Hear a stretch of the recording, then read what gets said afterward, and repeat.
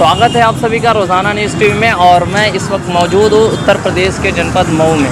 आपको बता दें, एक शख्स ऐसे जो है उत्तराखंड से साइकिल यात्रा करते हुए यानी 13 तारीख को ये निकले हुए हैं और इस समय रात के लगभग 7 बजने वाले हैं और ये मऊ जनपद में पहुँच चुके हैं। जो मिर्ज़ाहादीपुरा चौक पे इस वक्त हमारे साथ खड़े हैं, तो इनसे बात करेंगे आखिर क्या वजह थी कि ये उत्तराखंड से साइकिल यात्रा करते हुए यहाँ से 2000 किलोमीटर जाएंगे। उत्तराखंड से कहाँ जा रहे हैं आप? बंगाल जा रहे हैं ये। तो आइए इनसे बात करते हैं क्या मकसद है कि इनको साइकिल यात्रा निकालनी पड़ी, क्या वजह थी। तो बहुत बहुत स्वागत है आपका हमारे चैनल में जी। क्या नाम है आपका? मेरा नाम अंकित दास है जी। और मेरा घर देहरादून में। देहरादून है। आप वहाँ से निकले हुए हैं साइकिल यात्रा। आपने बताया कि 13 तारीख को निकले हुए हैं और आज मऊ जनपद में मिर्ज़ाहादीपुरा में स्थित हैं आप। तो क्या वजह पड़ गई कि आप आज साइकिल यात्रा के लिए 2000 किलोमीटर साइकिल यात्रा करेंगे?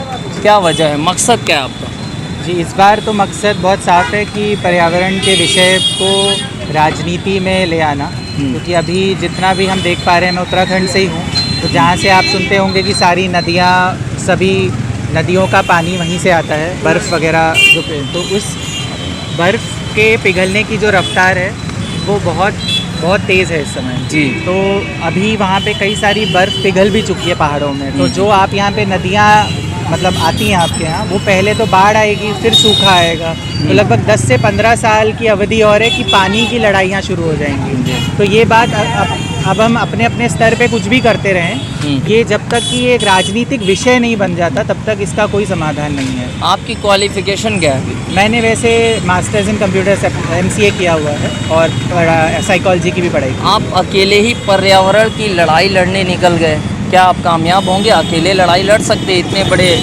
जी, मैं लड़ नहीं रहा हूँ, मैं बल्कि ऐसा लगता है सबके साथ बात कर रहा हूँ। गांव में भी बहुत सारी बातचीत होती है, जगह जगह पूरे शहरों में बात हुई है। ये काम आज से नहीं, लगभग मैं 11 वर्षों से समाजसेवी संस्थाओं में काम कर रहा हूँ और असम और बंगाल में भी हम लोगों की संस्था बाढ़ में, आपदा में, मानसिक स्वास्थ्य में और पहले से ही कार्यरत हूँ। यानी ये पर्यावरण के लिए फर्स्ट टाइम है या फिर सेकेंड टाइम? ये मैं अब तक 6000 किलोमीटर, जिसमें से 2000 किलोमीटर पदयात्रा और 4000 किलोमीटर साइकिल यात्रा पहले ही ऑलरेडी कर चुके हैं पूरे भारत में जी। और ये 2000 और है जी। तो मेन मकसद आपको पर्यावरण बचाना है? मुझे लगता है हमें खुद को बचाना है जी। पर्यावरण तो खुद से वापस बच जाएगा। अगर पर्यावरण को हम समझेंगे नहीं तो हम नहीं बचेंगे। तो मैं ये नहीं बोलूँगा हमें पर्यावरण को बचाना है, वो बहुत बड़ी बात हो जाती है। क्या लगता है कि अकेले आप इसमें कामयाब हो पाएंगे? क्योंकि एक आदमी से कैसे हो सकता है पॉसिबल? कैसे एक आदमी कई लाख आदमी को समझाएगा? जी, ये तो मुश्किल ही है, लेकिन मुझे नहीं लगता कि मैं अकेले कर पाऊँगा। अगर वही बात है कि अगर सब नहीं समझे या राजनीतिक विषय नहीं बना तो ये फिर सबके लिए ही तकलीफ दे होगा आगे जाके। मैं तो बस एक अपना काम कर रहा हूँ कि मैं ये कर सकता हूँ और हमारी संस्था के ज़रिए हम लोग गांव-गांव में अलग अलग तरीके से काम करते हैं। लेकिन ये यात्राएं मतलब मुझे लोगों से भी जोड़ने का एक तरीका होता है और सामान्य जो आदमी है उससे बात करने का मौका मिलता है कि लोग क्या सोचते हैं। अभी जो अचानक बारिश होती है, अचानक गर्मी पड़ रही है बहुत ज़्यादा, लोगों को लगता है अभी भी ये ईश्वर की देन है।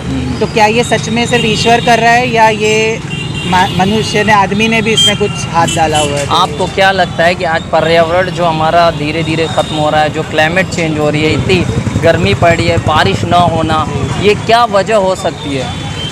जी, इसमें वैसे तो बहुत कारण हम जानते हैं, जैसे औद्योगिकरण का जो हमारे नॉर्म्स फॉलो नहीं किए जाते हैं, बहुत सारे तरीके हैं। आप पानियों, नदियों में देखिए जिस तरह से कचरा STP जो हम कहते हैं, सीवेज ट्रीटमेंट प्लांट, वो पूरा पानी में मिलाया जा रहा है। जगह जगह गाड़ियाँ और ये प्रदूषण बढ़ ही रहा है। आप देखेंगे सड़कें चौड़ी हो रही है। मैं बहुत सड़कों को आया हूँ, गांव से भी आया हूँ, सारे पेड़ कट गए। अभी मैं गांव की तरफ से आया हूँ तो वहाँ बहुत पेड़ थे, लेकिन जितने हाईवे बने वहाँ छाँव की एक जगह नहीं है। दूसरा मुझे लगता है कि एक जो बात है वो है लालच, जो सबके अंदर इतना बढ़ रहा है। बचपन में सबने स्कूल में पढ़ा था ये नहीं करना चाहिए, लेकिन आज सब उसके उल्टी दिशा में जा रहे हैं। तो ये मेरे घर पे भी लागू होता है। तो वैसे कौन सी संस्था आपकी चलती है, आपने बताया? जी, अभी तो मैं थोड़ी छोटी संस्थाओं से जुड़ा हूँ, जिसमें जीवन शिक्षा है, वहाँ की ज़िले के स्तर पे हम काम करते हैं। माजुली में एक विवेकानंद फाउंडेशन है, अलग अलग जगहों पे हैं सारी। तो आज आप मऊ पहुँचे हैं और पूरे देश की जनता को, जो भी हमारे दर्शक हैं, मऊ की जनता को क्या मैसेज देंगे? पर्यावरण कैसे बचाया जाए पर्यावरण को? जी, मैं वही, जैसे कि मैंने पहले कहा कि अगर हम ये समझ जाएं कि पर्यावरण अपने आप बच जाएगा, हमें खुद के लिए भी इसमें सोचना होगा कि हमें अगले 10-15 साल में जो तकलीफ़ें आने वाली हैं उसके विषय में अगर हम पानी को लेकर सोचें, क्योंकि पानी एक ऐसा विषय है आज आपको समझ नहीं आ रहा है, पर पानी नहीं मिलना, क्योंकि हम साइकिल चलाते हैं तो पानी बहुत ज़रूरी है, खाना ना भी मिले तो पानी का अगर लड़ाइयाँ हो रही होंगी उसकी कीमत तय की जाएगी, क्योंकि कम हो जाएगा। तो आप सोच सकते हैं कितनी तकलीफ़ होगी। तो ये मेरा है कि आप इस बात को अभी से राजनीतिक पार्टियाँ या अपने जो ज़िले अपने स्तर पे उठाना शुरू करिए, ताकि 10-15 साल में हम कुछ कहीं पे पहुँच पाएँ।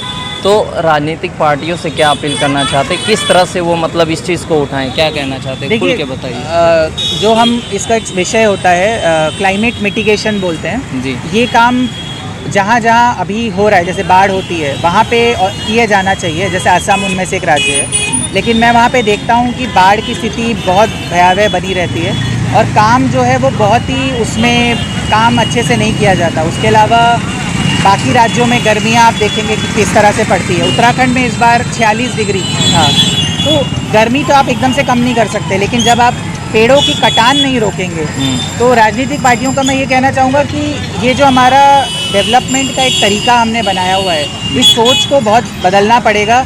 अगर हम नहीं बदलेंगे तो मजबूरन बदलना पड़ेगा। यानी आपका कहने का मतलब कि जो राजनीतिक पार्टियां उनको ज़्यादा से ज़्यादा पेड़ लगाने का अभियान चलाना चाहिए, कटान रोकना चाहिए, कटान रोकना चाहिए, अवैध कटान भी रोकना चाहिए।